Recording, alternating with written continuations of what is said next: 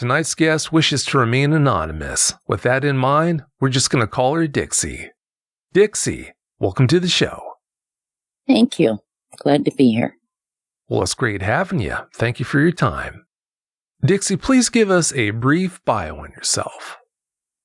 A brief bio on myself. Well, I've lived in Florida, Indiana, and northern Minnesota, also in the mountains of Wyoming.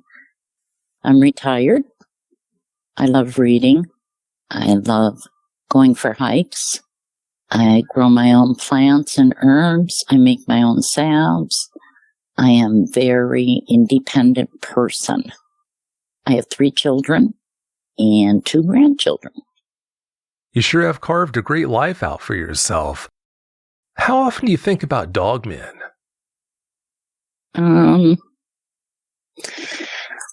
Actually, I think about him more now.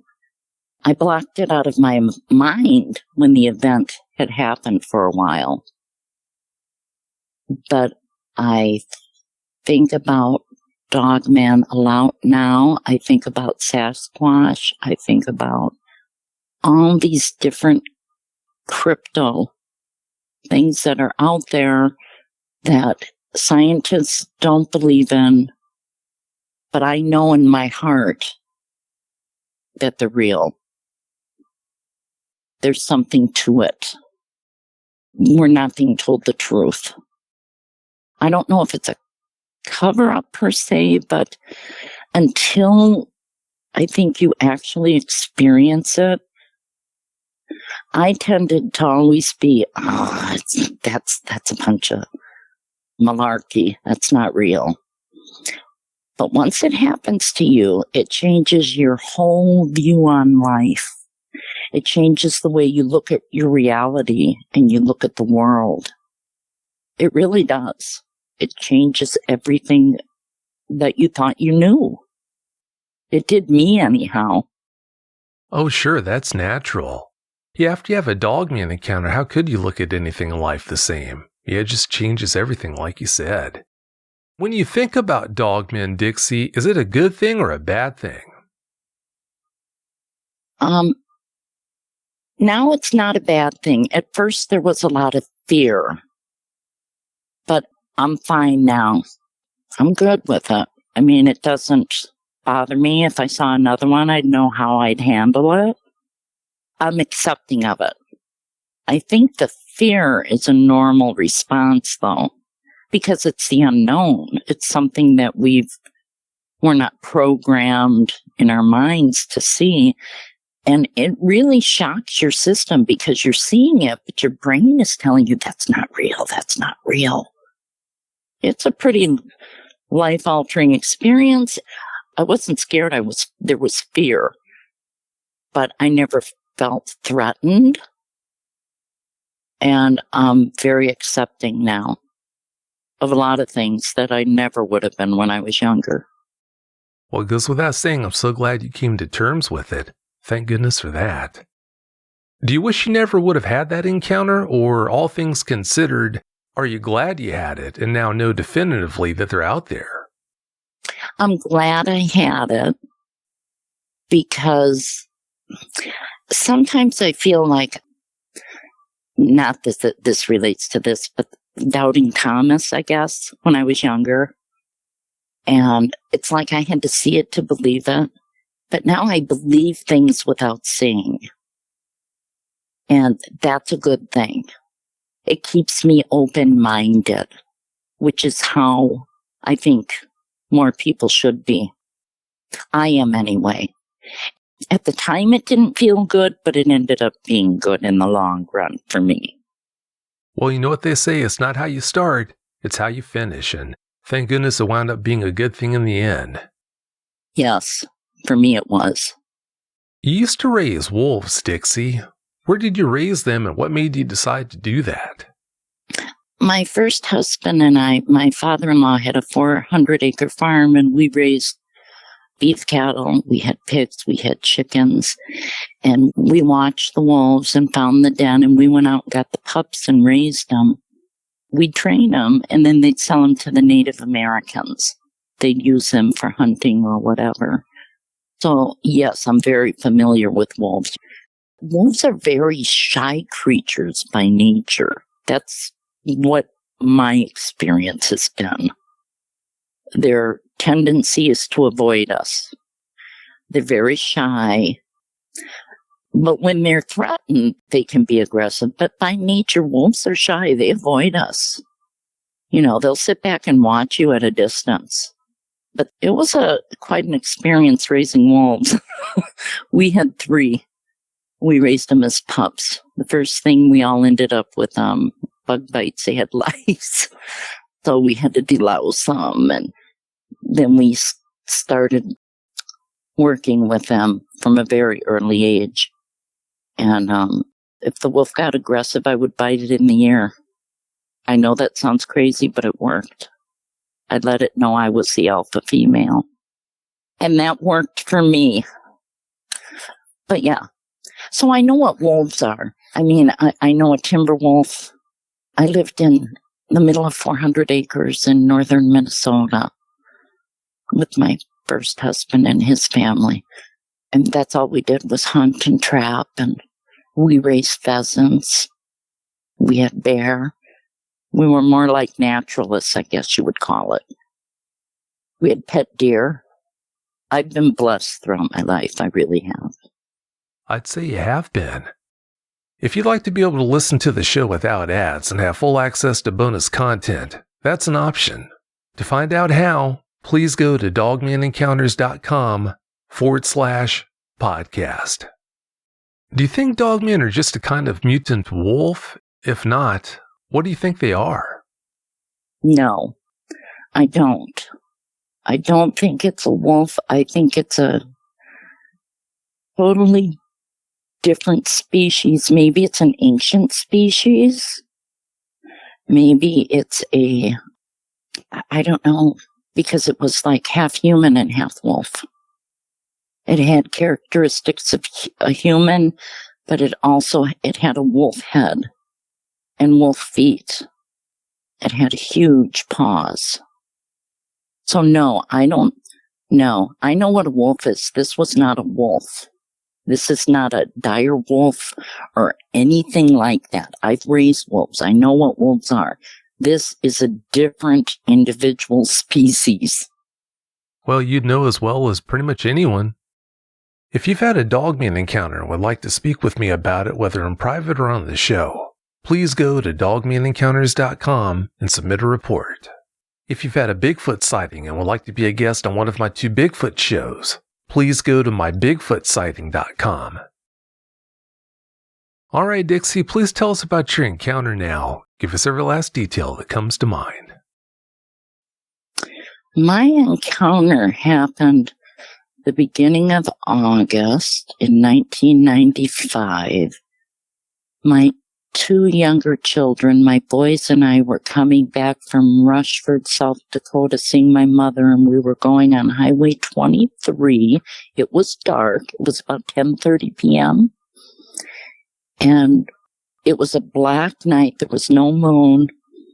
There was a field on my left, an open field, because I had just gone past deer in the field. I could see them out there. And on the right, there was a river, and it was really wooded. So the left side of the road is open, and the right side is completely wooded with a river. And I was doing the speed limit, going along, no cars. It's out in the middle of nowhere. Now, you got to imagine you're going down a road that people normally aren't on at that time of night. There's a 20-mile stretch where there's no towns. And something caught my right peripheral vision, and I looked over, and I saw a 7-foot-tall, black fur, wolf-faced, and ears. The hands looked human, but they had like really long fingernails or claws. And I didn't see a neck. It was like there was no neck. It was just the head, the shoulders, then it got slim towards the waist. And the chest area, and you could see the muscles, like the six-pack on a man. I could see that. There was no hair there. And then the most muscular legs, thighs, and calves I've ever seen. 7 feet tall. It was coming from the right. It got to the ditch on the side of the road and jumped. It was kind of like a gallop to the middle of the road and then off the road and into the field. The eyes were red, and they were like on its knees. There were patches where there was no fur. Very muscular. I did have the window crack because I'm a smoker, and there was like a bad smell. I can't describe it. Like rotting meat, if that makes sense. Like a skunk, a bad skunk. And what else? I did not see a tail, but I thought it was male. I don't know why. And the ears were straight up.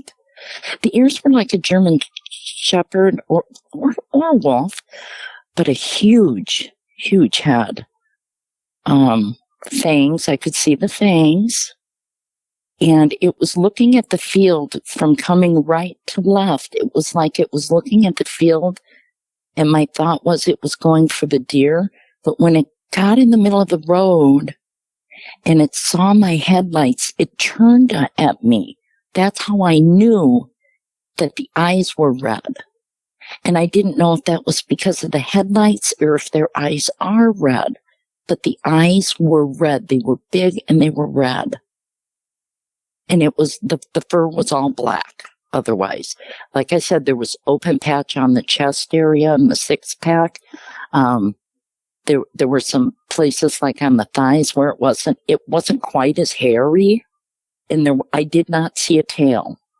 But that could have been that the tail was on the other side of the animal as it ran by. I really wasn't looking for a tail. In my first instinct when I saw this thing on the right side of the road was fear. I'm not seeing this. This isn't real. That was my first thought, was fear. It scared me. But it was 7 feet tall. And like I said, it bounded from the ditch to the center of the road to the ditch. It was 1, 2, 3 steps. It was huge. And the feet were big, but they were paws. It was like a dog. The feet were like a dog. But it could go very fast. And that was my experience. I watched it go partway in the field, and then I lost it because of my headlights. But it was very, very a fearful feeling for me at that moment. I had 2 sleeping children in the back of my car, and I didn't know what it was going to do. But it kept going. It just looked at me and kept going. It wasn't interested in me. I've never told anyone about it. And like I said, this was 95. So it's been almost 30 years for me. But I've dwelled on it and thought about it. At first, I wouldn't even go in the woods at night. I refused to drive at night. I still don't like to drive at night, but I go hiking in the woods. I don't have a problem with that. I've been to Alaska in the woods. I'm good. I'm good. I was meant to see what I saw. I don't know why, but I was meant to see it. But my fear was for my children at that moment. Oh, I'm sure it was. Yeah, understandably so. You had your window down. Not that that would change anything, but you didn't know that, so it's only natural you'd be concerned about them. You never did tell your kids about seeing it, you said. Does that bother you? My youngest son knows. So does my middle child. My oldest child doesn't. Yeah, she doesn't tend to believe in stuff like that. So she knows I've seen something, but she doesn't know what it is. She doesn't want to know. But my one does believe me and one doesn't. Well, as far as your daughter goes, sometimes for people, it's best not to know. That's just how some people are. The thing that I find interesting about this is 5 minutes later down the road, when I'm collecting myself and I calm down, the northern lights came out and they were the brightest I've ever seen them. Now, I don't know if that's a coincidence or why that happened, but that happened right after that incident. I'll never forget that. Well, you never know. Those two things might be connected. It's hard to say. I don't know. But I found that interesting that happened like that. I saw what I saw. I didn't believe I was seeing it. It's like it took my mind a second to catch up with what my eyes were seeing. Because you don't want to believe you're seeing it. And you are. And then I kept going, and all of a sudden the northern lights, and I mean, it was a pitch black night. And then the northern lights were out. So that was, I don't know. I don't know if there's a coincidence or a correlation there, but I found that interesting when I think back on it now. It doesn't happen often, but from time to time, I'll come across an eyewitness who reports something like that. They'll see orbs floating around or some other strange anomaly. Like I said, it doesn't happen all that often, but it does happen from time to time. It's hard to figure out. Did it seem to be surprised by you coming along, or didn't seem to care either way? It seemed surprised because it did turn its head and look at me. Like, what are you doing here? But then it turned back and kept going. It turned its head and it looked directly at me because I could see the canine teeth. But then it turned its head back. It was like it was set on getting something to eat, I thought. I mean, I was trying to picture it like how when I raise wolves, what would they do? And that was where my train of thought went. The first thing that came to me was fear. And I don't know if that's just a natural response or why. Because usually when you see something, that's the only time that's ever happened to me where I've seen something that wild. But that was my gut reflex was fear. It really was. I was scared. I was very fearful for my children, for myself. I didn't know if this thing was going to come through it was that big. It could have came right through my windshield if it wanted. It's good you understand that. Yeah. How much do you think it weighed? Oh, God. I bet at least 250, 300. I don't know. 250 anyway. Listening to you describe it, it definitely doesn't sound fragile. No, it was very muscular. And that's what my fear was when he turned, if he came at me, because he was in the middle of the road, I was going to have to go around him. And was I going to make it around him? But he kept going. It's like, thank you, God. You're a wonderful God. Thank you. Oh, I'll bet you're thinking that. I was. How would you compare the way it moved compared to the way a wolf does, Dixie?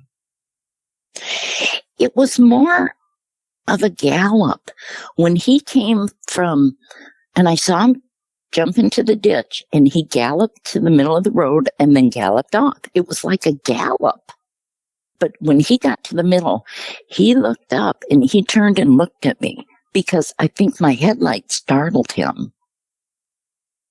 And he had the reddest eyes, and you could see on the face, there were parts that were just skin. There was no hair on some of it, where it was kind of crinkly, like when a wolf is showing his teeth.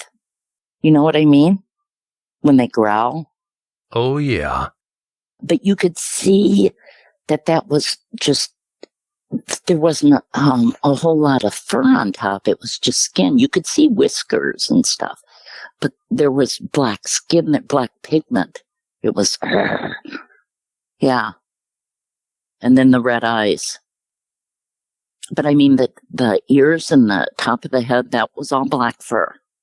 Down the back of the neck, that was all black fur. Like a wolf. Real thick. You know how they have that tuft on the side of their face? That's what he had. He had that black tuft. I call it a tuft. I don't know what it's technically called. But he had that thick black. But on the face itself, when he crinkled up his nose, you could see the flesh. You could see the wrinkles. From listening to you describe how that encounter played out, you definitely got to look at it from the back. With that in mind, did you notice anything interesting around its shoulder area, the back of its neck? It was very furry. There was a lot of fur. I couldn't see a neck. That's what, there was like a curvature there, but you couldn't see the neck. It was like, it went from head to shoulders, and the shoulders were broad, and then it went down thin to the waist, and then you could see the hind quarters, the thighs and the hind, but I didn't see a tail. I don't remember the tail. It probably had one, but I was just in shock, I think. I was scared. But I remember it as plain as day. I've dreamt about it for years and years and years. Oh, I'm sure you did. And listening to you describe the nape of his neck and down by his shoulders, I guess you could say, it sounds to me like you're describing what could be described as a mane. Is that how you would describe it?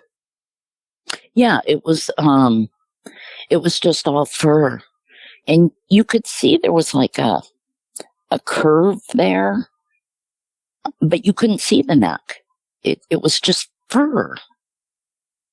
Black fur. Black hair. And then it got thinner as it went down. Now the middle of his back had fur, hair or whatever. But it got less towards the middle of his stomach area, I guess. And then he got more towards the buttocks. Very muscular, though. You could see the muscles. You could see him rippling when he moved. How they move, your muscles move. You could see that. It was scary. Yeah, I'm sure it was scary. Let's talk about its ears now. How tall would you say they were? Oh my gosh. The ears had to be, let me think. They were big. I mean, take a normal wolf and double it, at least. And a normal wolf, they're like 4 inches. So they were like, yeah, I'd say about 8. But they were proportionate to what I was looking at. That was what was so amazing to me. Was the size was so humongous, but it looked proportionate. You say they were in proportion to the size of its head, but did you notice anything unusual about its ears? Any interesting features? No, they were pointed. It looked like a wolf to me. The ears looked like a wolf. They were hairy. Inside they were lighter. The hair was lighter. But they were black on the outside. They went straight up to a point. Those are some big ears. You said you could smell it. How close were you to it at the closest point, Dixie? It was 2 feet in front of my vehicle. I was in a Chevy Lumina. I had a 91 Chevy Lumina, and this was 1995. So, he was 2 feet in front of me. I'd slam my brakes on. That is close. Way too close for comfort. You said it disappeared into that tall grass in that field on the one side of the road, but do you think it ever did catch one of the deer? Personally, yes. I think it did. Something that big, that fast, I don't think a deer would stand a chance. I really don't. I know deer can be fast, but this thing could go. I've never seen another one. I never wanted to see another one. I mean, I'm not afraid to see one now. I live back in Florida now, but if I saw one, I wouldn't be as scared as I was the first time, I don't think. But my natural, it was just an overwhelming sense of fear. It really was. It scared me to see something that big. And it's hard to explain to people because your eyes are seeing something that your brain is taking a minute to comprehend. It's like, like how you hear how people rub their neck. They see something and they turn their neck real quick because they can't believe they saw that. That's how my mind was. It's like, no, this can't be real. But it was a living, breathing creature. It's totally expected you would respond that way. I mean, after all, your whole life you've been programmed to believe that they can't be out there. The things like Sasquatch can't be out there. Well, one day, voila, you have an encounter you see with your own two eyes that guess what, they are out there, then that just turns your world upside down. You really have to reevaluate how you look at a lot of things. Yeah, it took me 5 years to probably go hiking again. And I still don't like driving at night just because of all the animals. I don't like to hit anything. I'm an animal lover. But that did change if I don't have to drive at night, I won't. Somebody else can drive. I don't want to be the one to do it. But it did change my view. Yes, there are things out there, and I never would have believed it if I hadn't seen it. But it did change my whole outlook on reality and the world we live in and the things we're told and how we're programmed. So I make my own assumptions now. I don't listen. I try to stay away from the news, and I just don't want to hear it. I tend to believe people who see things now because I've been there. I've seen it. They're real. What I saw was a real creature. They call it a Dogman. That's a good term. I would call it Wolfman if it was me, because it looked half wolf and half man to me. But the height is what got me. I've never seen a wolf that big or a man that big. So, is it an ancient creature? Does it come from another dimension? No, I don't think so. Because if something came from another dimension, would it have to eat? And this thing was hungry. It was going after prey. I really believe that. Yeah, it was real. It was a real creature. You saw what you saw, and that's all there is to it. This might seem like a strange question, Dixie, but of course there are negative things that came along with it, but can you think of any positive things that stemmed from you having that encounter? The positive things that came out of it are that I am more open-minded, and 2 of my children are more open-minded about hearing about things that, like the Dogman, the Sasquatch, the Thunderbird, the Lizard Man, things of that nature. They're like, yeah, you know what? UFOs. We can't be the only universe out there with life on it. When you think about it, I mean, there's billions of universes. So the positive is that I've learned to be more open-minded. I've learned to stand up for myself, because my fear was people would laugh at me and no one would believe me. But I know what I saw, and I'm okay with that. If people don't believe, that's on them.